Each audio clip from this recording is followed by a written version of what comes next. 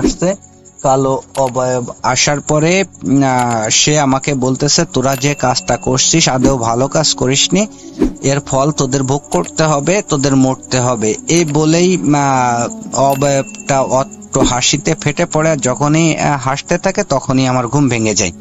তো এটা শোনার পরে আর কি আমি একটু ভাবতে থাকি যে কেন হলো মিনারুল আর মামুনের সাথে।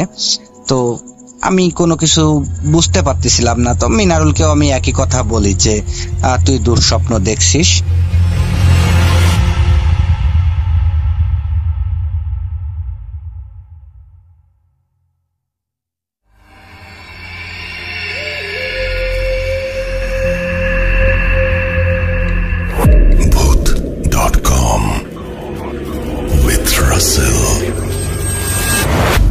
আরো একবার আপনাদের সবাইকে স্বাগত জানাচ্ছি। আমি রাসেল। আশা করছি সবাই ভালো আছেন, ভালোর দলে আছেন। আমাদের ইমেল অ্যাড্রেস হচ্ছে russell.booth.com@gmail.com। আপনার নাম, ঠিকানা, ফোন নাম্বার সহ আপনার জীবনে ঘটে যাওয়া বা আপনার জানা সেরা ঘটনা লিখে পাঠিয়ে দিন আমাদের কাছে।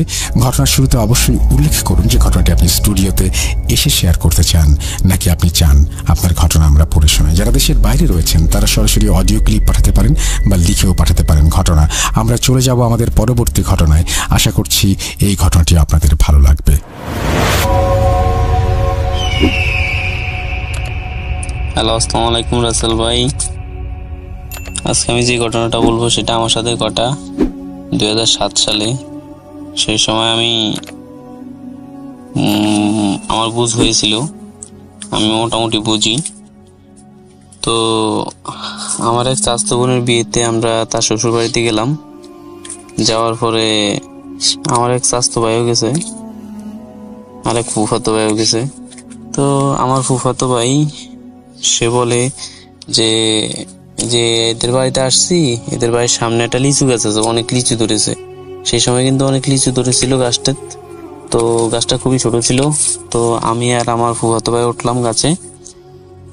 উঠার পরে আমরা অনেক মজা করি, লিচু খাই।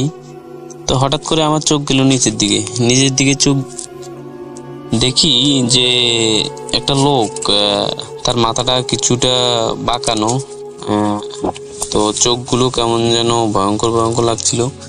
তো আমি দেখে অনেক ভয় পেয়ে গিয়েছিলাম। তো ভয় পেয়ে আমি চিৎকার দিয়েছি। চিৎকার দেওয়ার পর আমি উপর থেকে নিচে পড়ে গিয়েছিলাম, গাছ ধরে রাখতে পারি নাই। তো এই চিৎকারের পরে মানুষজন আসার পরে বললো যে সে এরকম প্রতিবন্ধী, এরকম টাইপের। তো আমি পড়ে যাওয়া দেখে সে একটা হাসি দিল। হাসি দেওয়ার পরে সে চলে গেল। তো আমাকে সবাই ধরাধরি করে বিছানায় শোয়াই দিল। শোয়াই দেওয়ার পরে কিছুক্ষণ বিশ্রাম নেওয়ার পরে আলহামদুলিল্লাহ আমি ঠিক হয়ে গেলাম।